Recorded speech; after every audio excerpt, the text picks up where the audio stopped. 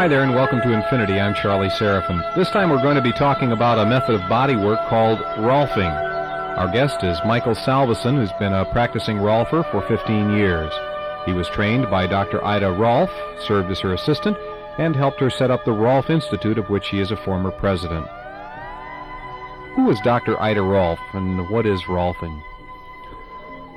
Dr. Rolf was trained originally as a biochemist. She graduated from Columbia University in New York in biochemistry, and which was an unusual thing for a woman to do in the 30s, to take a PhD in such a fundamentally hard science subject as biochemistry. And she immediately started to study the characteristics of a tissue in the body that is probably the most prevalent tissue in the body, known as fascia or connective tissue. And at that time, and still today, there's interest in the characteristics of fascia because it seems to be related to the process of aging.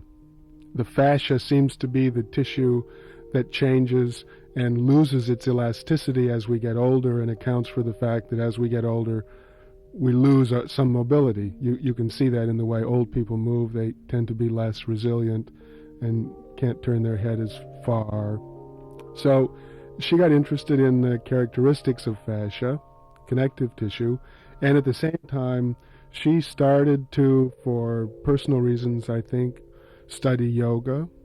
She got interested in the manipulative work that was very popular in this country at the turn of the century and in the first 30 years of the 20th century, known as osteopathy, which was developed by a man, a physician from the Midwest, whose name was Andrew Taylor Still. And he trained many young physicians to essentially, with their hands, manipulate the joints of the body so that the joints were not pulled tight, because he noticed in his patients that when they came in suffering from whatever ailment they had, a variety of ailments, that very often this would be reflected in their body, that their body would have gotten tighter. And he noticed that as he eased the joints, that they recovered more quickly from their illness. And he went on to develop a whole theory about the importance of the physical properties of the body and the capacity of the body to heal itself. Dr. Rolf became very interested in his work. The osteopaths were very popular. Now most of them practice as MDs and no longer do the manipulation. But she became convinced that what they were doing had to do with this tissue that she was studying in the laboratory, the fascia. So she started and essentially spent 40 years studying with osteopaths, chiropractors, studying yoga, just about anything she could find that had to do with how you affect the body's structure. And then in the late 60s, when the human potential movement was born, she attracted the attention of Fritz Perls, who was the founder of Gestalt therapy, and he brought her to Esalen, where she started to train people in her work. At this point, she was in her late 60s, early 70s, and had been teaching for basically 40 years, but never in an organized, systematic way, and always trying to catch people's attention here and work with chiropractors there, osteopaths. When she came to Esalen, she began to develop her work in a systematic way, and in the last 15 years, her work has grown and developed, and she originally called her work structural integration. It became known as Rolfing after her name, Ida Rolf, and for some reason or other the name stuck. She was looking for a way to guarantee that the people that she trained in her work would be responsible, and to do that, the Institute essentially service-marked the name Rolfing, like Coca-Cola, as a protected word. So only those people trained by the Institute, which she set up, can call themselves Rolfers and do Rolfing. And there are now probably 450 Rolfers in the United States and the rest of the world. And these people, what does it take for them to become officially sanctioned as a Rolfer? Well, it varies depending on their background. basically, we look for people who are college educated, who've studied science, anatomy, physiology. They then come to the Institute, and they're trained in a series of classes that run for 8 weeks at a time, full-time, where they learn the fundamentals of the manipulation. They then engage in the beginning practice. They're under a contract with the Institute to continue their training for a 4-year period, after which time their obligation to train is finished. Real quickly, I don't want to overanalyze the thing, but how about your own background? What kind of training have you had prior to getting involved in Rolfing? I came to Rolfing from academia, from philosophy. I was working in graduate school in philosophy, studying philosophy and religion.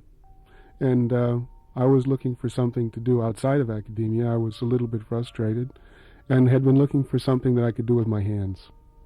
So I actually came across Rolfing because I had problems with my back.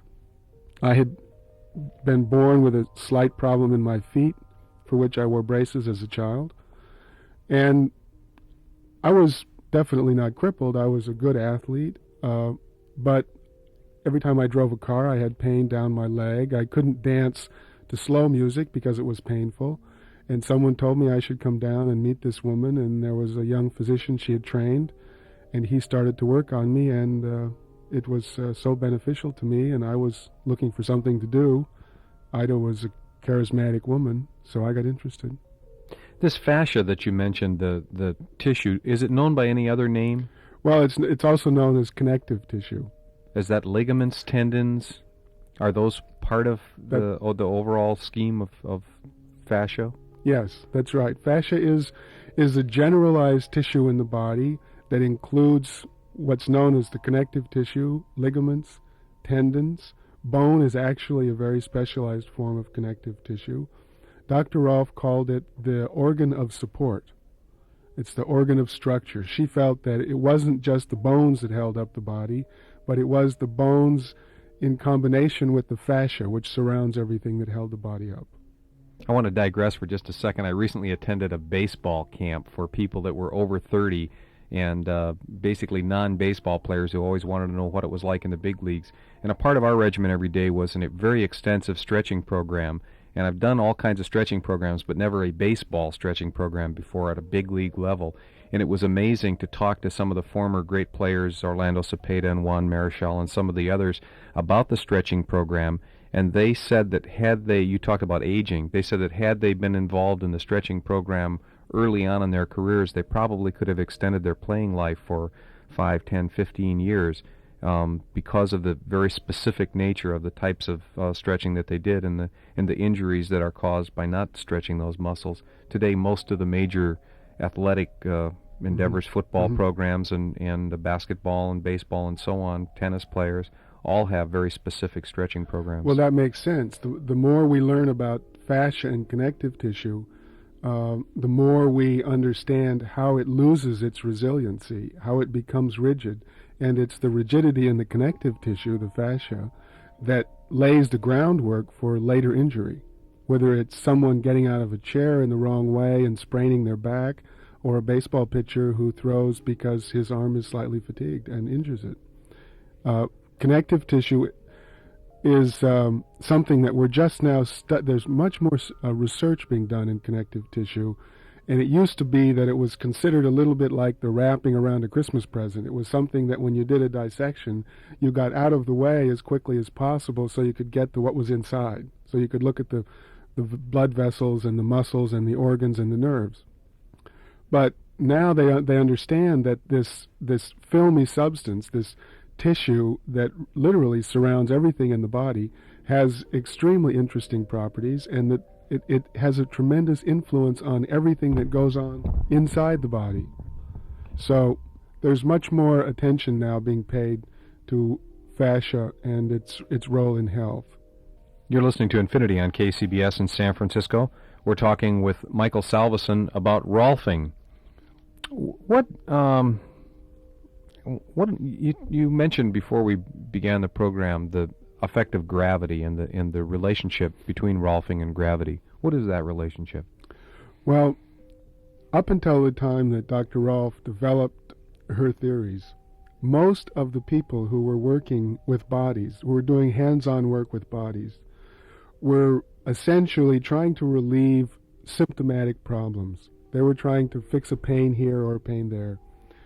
Dr. Rolf saw that these pains, the stiff back, the aching neck, the sprained ankle, were a result of something larger, that they were essentially an expression of weak points in the way the entire system was put together. And she saw that it was the connective tissue, which you can see in its name, was what connected the body. It's what made the body one piece. So that if one were to do something that would make it less likely that people would suffer these kinds of injuries, one would have to attend to the entire structure. So she got interested in how the entire structure was held together, and of course the most obvious thing about the physical body, once you look at it as a unit, is that it's constantly subjected to gravity. Like any other building, like the building that the studio is in here, when an architect builds this building, he makes very certain that the walls are perpendicular to the surface of the earth, because otherwise the force of gravity would exert such tremendous pressures that he'd have to compensate for that. And you can see that in the old medieval cathedrals, where the weight of the ceiling was so great that it would push on the walls, and they had to have those huge buttresses to support the walls. Well, the same is true in the body. If the body is organized in gravity, then it doesn't need the thickening in the tissue to support itself at the joints. And Ida saw that if you could get the body to align itself in gravity, then you would remove the necessity for all of this extra tissue which tends to lay itself down as a compensation for this lack of balance in the gravity field. What is the extra tissue? What kind of tissue is that? Well, her research demonstrated that the fascia has a property of changing itself in response to the flow of energy through it. Now, that's most obvious when you cut yourself. The fascia comes into the wound and forms a scar. The body tells it what to do. Now, the same thing happens if you fall off your bicycle and you didn't break or tear anything, but you bruised some tissue. The body will immobilize the tissue, and the fascia thickens itself. Fibers are laid down in the area, and that provides us protection for the injury. Unfortunately, when the injury has healed, just like the scar that remains, the fascia remains in the area as a slight thickening, and that influences the movement pattern slightly. And it's the accumulation of these little bumps and falls and scratches and bruises that over time causes the fascia to thicken itself, and that thickening interferes with free movement. And the Rolfing is a process whereby with your fingers, the Rolfer goes in and very selectively begins to reverse this process of thickening by separating these fibers in the areas where they've been laid down as a compensation for the lack of balance and gravity. Okay, when the tissues thicken, it happens under the skin, and it is not obviously visible to the naked eye. That's right. You know, so you're looking at me, and you can't exactly tell where my balance is thrown off by a thickening of these tissues. How do you know where to approach it, or you just... Well, that's a good question, and people used to say that Dr. Rolf had some kind of X-ray vision because she could see inside the body. She'd say, well, that person's stuck right over there, you put your hands there and you'll fix it. And it looks like X-ray vision at first, but once you really start to look at people, you see that what's underneath the skin is betrayed in the contour of the body, that what we're really looking at is shape and bulges and curves and where you see the bone revealed underneath the skin and where you don't. And that tells you, together with watching someone as they walk, where the tissue has laid itself down. Now, a good experience, a good way to experience this for yourself is to feel, for example, how you're sitting in a chair. You're sitting now in a studio, and you probably spend a lot of your time sitting in a studio, and you can feel the way the weight contacts the chair. Now, you have probably a preference. If you cross your legs or if you lean one way to the left or to the right, you'll notice that it's much more comfortable for you, say, to lean to the left than it is to lean to the right, or to cross your left leg over your right as opposed to your right leg over your left. If you reverse that, if you change your position, you'll notice that it's not symmetrical. So that we begin to build in a bias, an actual preference in the flesh that is a reflection of our movement patterns. I always tell people that bodies are like bonsai trees. They grow in the direction of the wind. They grow according to how they're used. And a Rolfer is really like a gardener. It's someone who helps give shape to the body. Just like a gardener prunes and shapes the trees grow because the wind comes from one direction and the sun and the nutrients are in the soil. The body does the same thing. And the shape of a body tells you a tremendous amount about what a person does and what's underneath the skin. You mentioned earlier that that energy flows through the fascia, and the amount of energy or something to do with the flow of energy determines the condition of that tissue. In acupuncture, there is a concept of meridians and specific pressure points or meridian endings where they come out on the surface of the skin. Is there a similarity there? It sounds like it on the surface. Well, this is an area that I think holds a tremendous promise for the future. The exploration of the relationship between structure and energy systems like we see in acupressure or acupuncture. In Rolfing, there's no explicit notion about this correspondence. Ida was very careful to stay within the confines of what was known and demonstrable in objective and scientific terms. And she knew that the fascia had characteristics that influenced structure. So she stayed with what she knew. Now, obviously, there is a correspondence, but just exactly what the form of this correspondence is something that hasn't yet been demonstrated. But it's very clear to anyone who has undergone the process that when you begin to open up areas that have been contracted sometimes for 10 years, 15 years, there is literally a subjective sensation of a flow of energy. And this is felt in easier movement. It's felt in a kind of tingling sometimes that moves through the body, a change in breathing, which is intimately related to the body's ability to form its energy. So there is a correspondence, and there are some schools now. There is a school in Paris, a school of French osteopaths, who are monitoring the acupuncture pulses as they do the manipulation, as they do structural moves. And they're beginning to build up a body of knowledge that shows the correspondence between structure and energy. I think it's easy for people to accept the concept. You talked about gravity before, and about the connective tissue, stretching the connective tissue, keeping it limber, that sort of thing.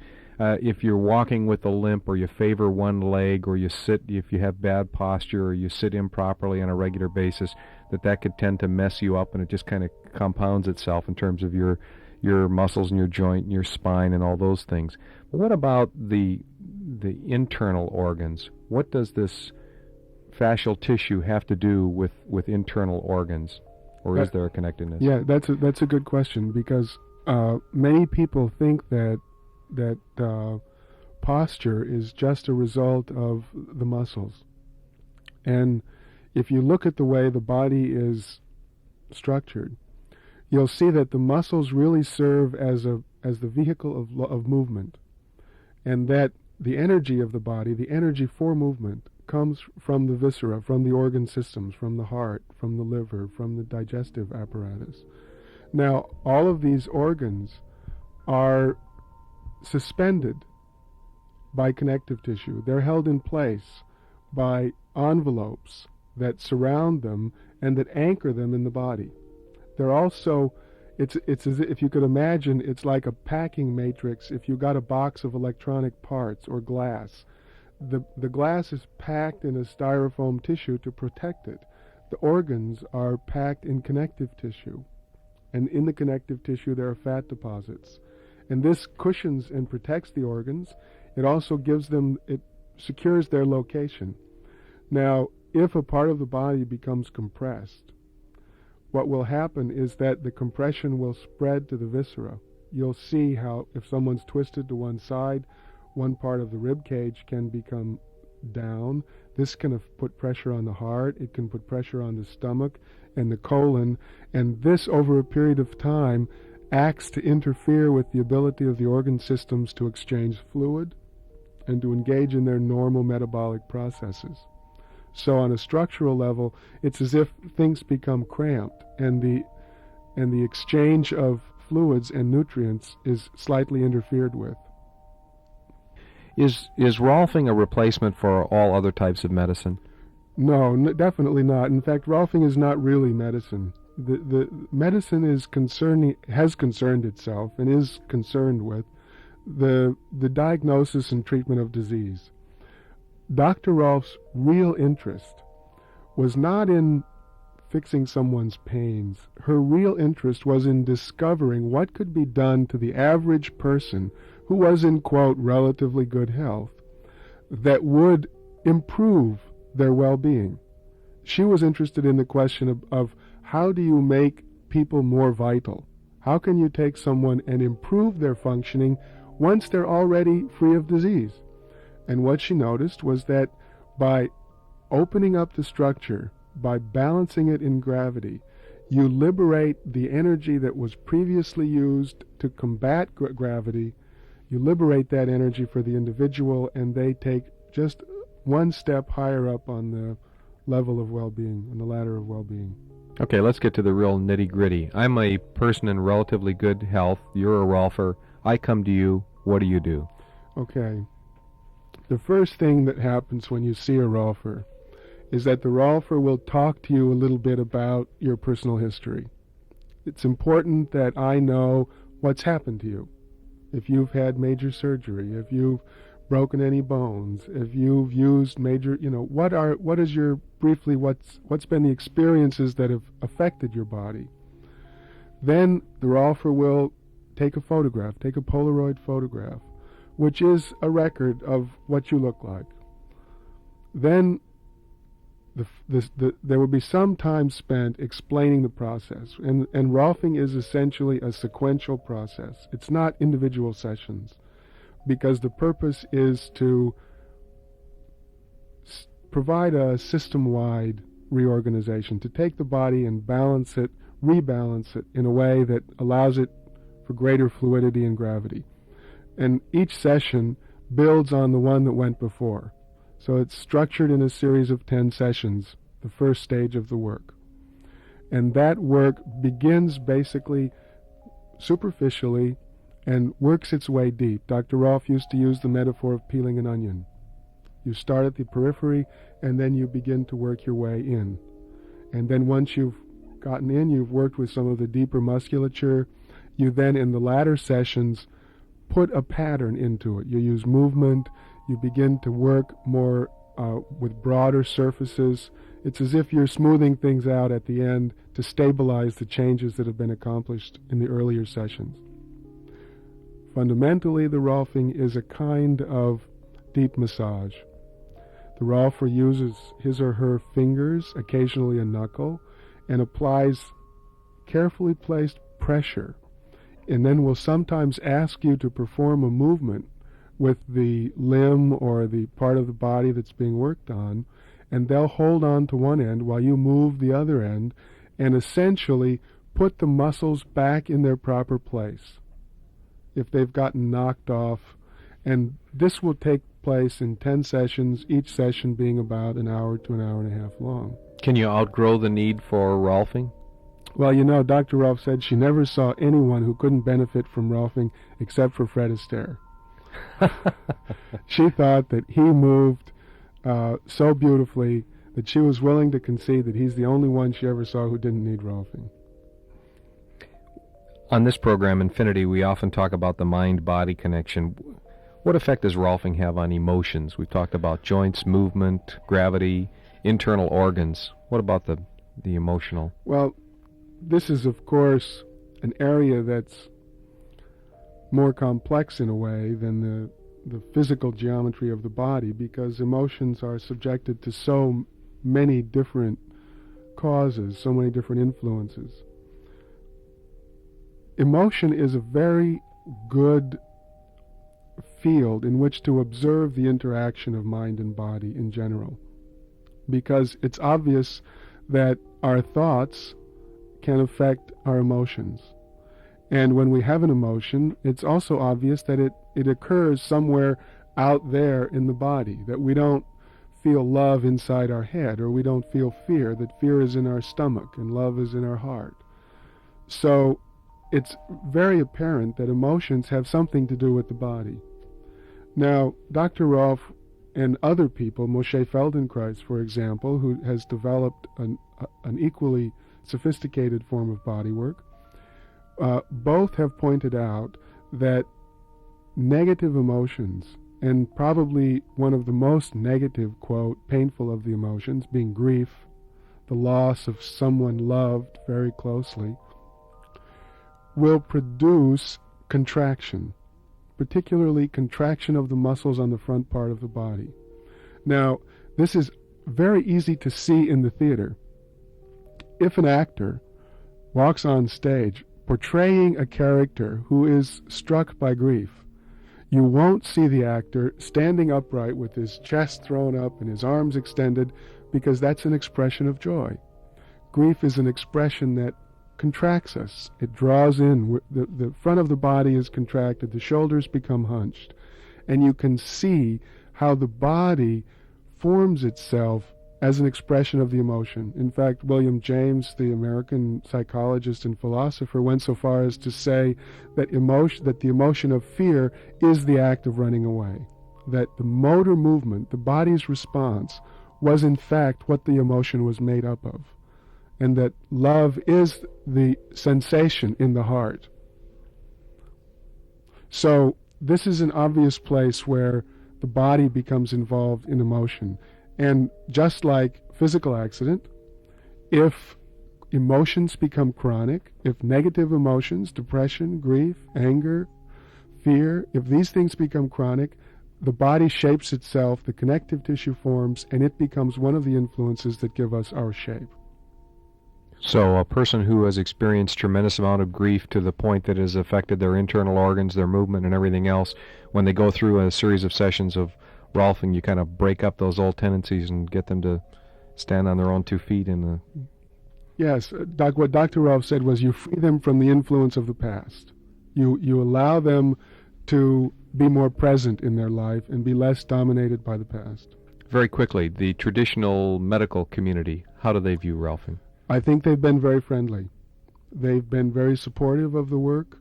Many physicians, I think, themselves have undergone Rolfing. I've had many clients who have been physicians. I think they're supportive because I think they see the need for it. It's not something that they do in their practice. They see people suffering from these accumulated aches and pains. They see them when they finally end up with symptoms. The Rolfer, through an educational process, through the movement of the tissue, works to prevent this gradual accumulation of compression, which may end up producing a symptom. Is there a spiritual philosophy that underlies Rolfing? Well, I think behind any notion of health, you find some spiritual notion. There is, but essentially Dr. Rolf was a scientist. She was a biochemist, and to the end, she insisted that one must have one's physics in place before one begins to talk about metaphysics. And she found that most of the people had a long ways to go in mastering the physics first.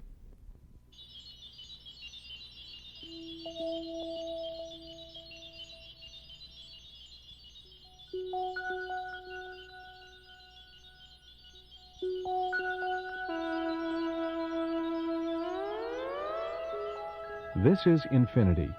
Remember to keep your mind open and listen to your heart. I'm Charlie Seraphin. Thank you for listening.